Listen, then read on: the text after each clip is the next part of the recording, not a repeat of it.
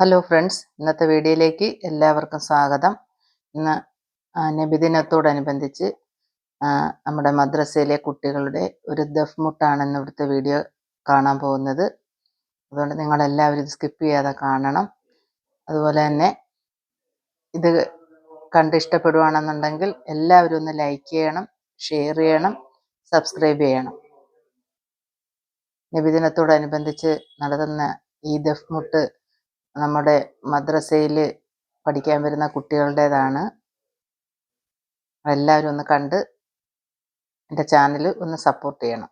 Okay, എന്നാൽ നമുക്ക് ഇന്നത്തെ വീഡിയോയിലേക്ക് പോകാം.